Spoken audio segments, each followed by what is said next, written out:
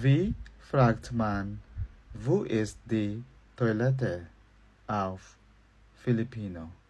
Mabuhay!